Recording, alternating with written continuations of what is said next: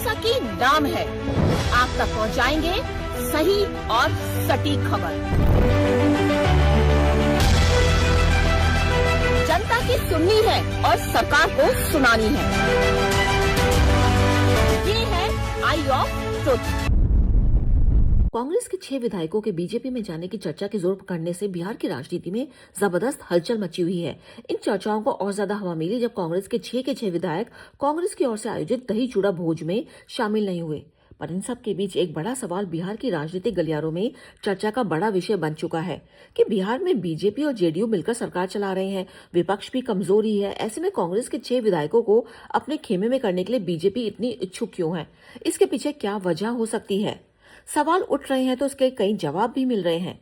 सबसे पहले कहा जा रहा है कि यदि कांग्रेस के 6 विधायक बीजेपी चले जाते हैं तो इस बार बिहार की विधानसभा में कांग्रेस का सोपड़ा साफ हो जाएगा और बीजेपी के बरसों पुराने कांग्रेस मुक्त अभियान को बिहार से एक स्टार्ट मिल जाएगी। माना यही जा रहा है कांग्रेस के विधायक को तोड़ना बीजेपी की दूरगामी रणनीति का हिस्सा है, जिसमें वह कांग्रेस को पूरी तरह समाप्त करना चाहती है। साथ ही इससे बिहार में विपक्ष और भी ज्यादा कमजोर हो जाएगा, जिससे नीतीश को अपनी सरकार चलाने में और ज्यादा पावर मिलेगी। कई राजनीतिक गुरु इसके पीछे दूसरा ही खेला बता रहे हैं। जैसा कि पिछले कुछ समय से बिहार में बीजेपी का मुख्यमंत्री होने की बात सामने निकलकर आ रही है। बीजेपी का एक बड़ा वर्ग यही चाहता है कि अब बिहार में बीजेपी का मुख्यमंत्री बनने की शुरुआत होनी चाहिए। बीजेपी का युवा वर्ग इसके लिए बगावत को भी तैयार बैठा है, जिसे समझा बुझाकर अभी शांत किया गया है। इसीलिए माना जा रहा है कि बीजेपी बिहार में अपनी ताकत और बढ़ाना चाहती है, जिससे आने वाले समय में वो नीतीश के रिटायर होते ही बड़ी आसानी से अपने नेता को सीएम की गद्दी पर बैठा दे। अंदर ही अंदर कुछ ऐसी खिचड़ी पक रही है और यह खबरें छन छन कर बाहर आ रही हैं।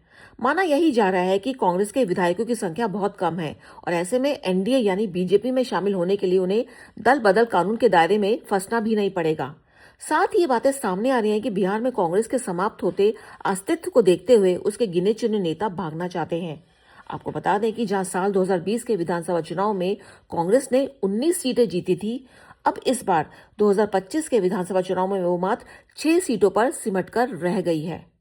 अनुजैन रोहतगी, आई ऑफ ट्रुथ। हमारे चैनल आई ऑफ ट्रुथ को सब्सक्राइब कीजिए YouTube पर, इसे फॉलो कीजिए Facebook पर, Instagram पर, ट्विटर पर और कू पर।